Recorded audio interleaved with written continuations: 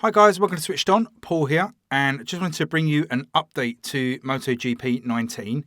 Now, I did mention in the video that I uploaded earlier that the game had a missing mode compared to the other consoles, and that was the MotoE mode, which is the new electric bike configuration for MotoGP races. A bit like Formula E in Formula 1, they use electric engines instead of petrol.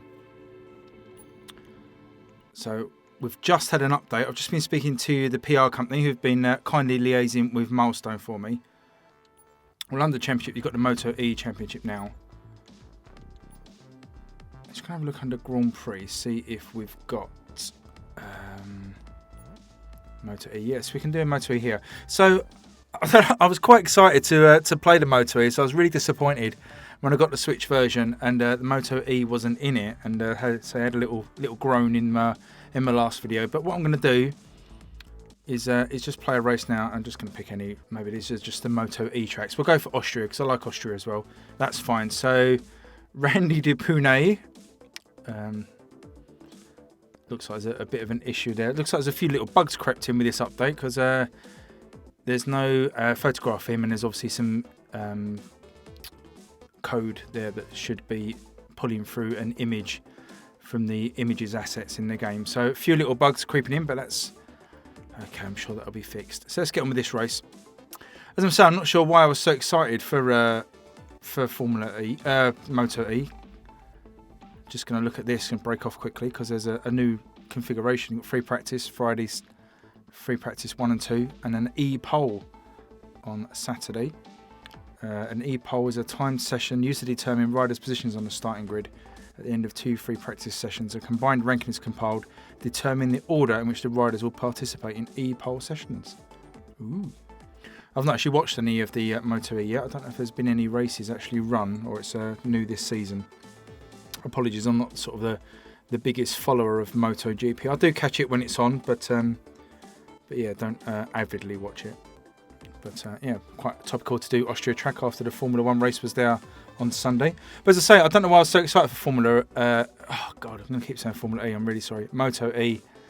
Because, it's just really a different engine noise. And, I don't know, hopefully there'll be a little bit of a different feel in the bike. So we'll have to see on that. The weather is great and the temperature is perfect for racing. So we're just waiting to find out which riders have opted for hard tyres and which have opted for...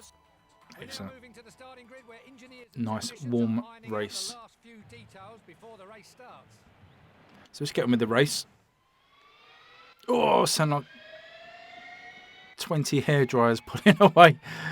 But yeah, they haven't got the best sound. The sighting lap and are lined up on the Red Bull Ring straight. Very little. Okay, quite excited for this. So we've got no revs. It's just digital. So pedal down and away we go on our high-powered hairdryer. Hard braking into this tight right-hand corner. Actually, so far I seem to control really nicely. You don't get sort of that struggle to control it under acceleration. Seems nice.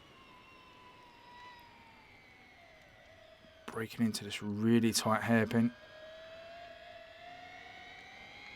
Oh, I'll tell you what, I like the feel of these bikes a lot. As me saying earlier, there's probably just a different engine noise. Actually do feel different to control. As we dip off the acceleration, just trying to cut inside. Oh, that was a poor mistake. Going to rewind that. Yeah, I stuck my front wheel in where it wasn't wanted, really.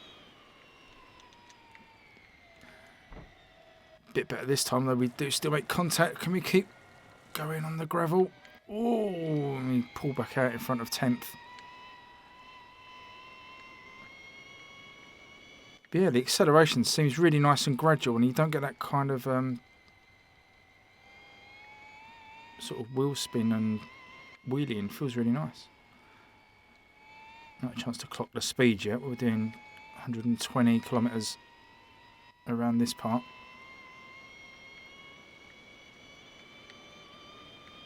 So yeah, petrol heads will not like this especially bikers, when they go and watch this. It sounds so quiet. It's eerily quiet.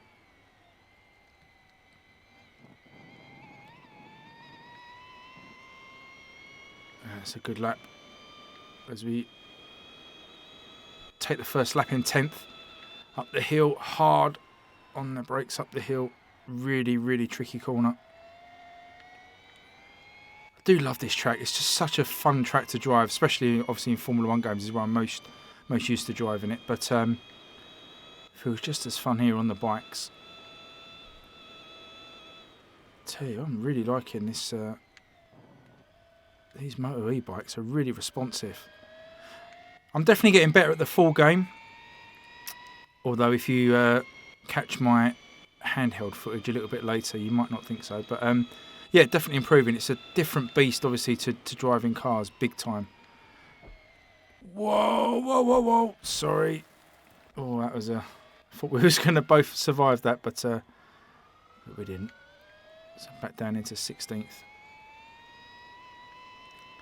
Yeah, so definitely improving, and as I go through the career mode, as I'm reviewing the game,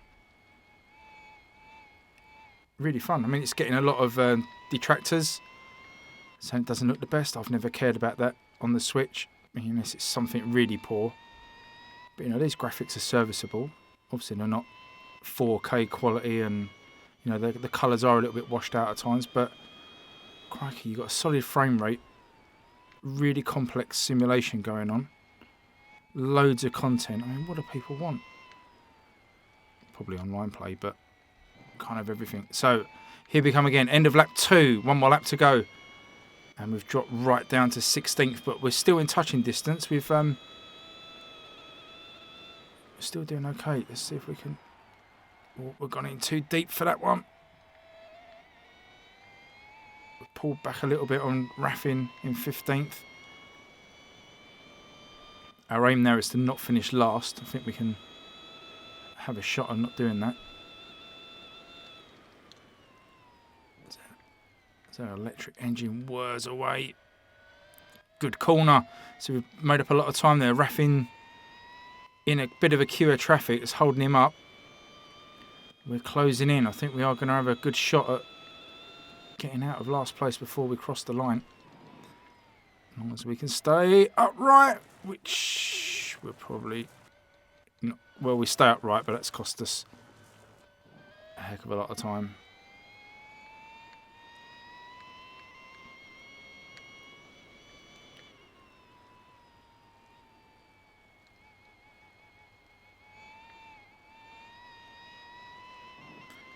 So there you go. We're coming up to the end of the lap. I've just wanted to produce this update, really. It's literally hot off the press. It was meant to be in a day one patch, but got delayed a bit at Nintendo's end, apparently. But thankfully, it's now arrived. So we've got MotoE in the game. Parity with the other consoles. And as you can probably tell from my comments during this race, it's really nice. I'm liking it a lot. See if we can wheel it across the line to celebrate our last place. We can't lift that bike up. But there we go. So MotoE has made it to the Switch version of MotoGP19. Bikes feel very different to ride, which is a good thing. So I was expecting just maybe a different sound and a different look to the bikes, but they do feel very different to control. There's sort of digital acceleration, and it kind of actually ironically suits the Switch a little bit more with its digital controller rather than being an analog controller. It's sort of the engine's either on or off, and it just feels really nice to drive. So yeah, if you've watched my other video and a little complaint there about MotoE missing, it is now in. So if you were looking out for that for the Switch version, it's now in. Feels good, and just wanted to bring you that update. So I hope you enjoyed that. Please subscribe if you aren't already, and drop me a comment below if you like the sound of those MotoE bikes or you can't stand them. Be one for the petrol purists, I imagine, to get on the back of those.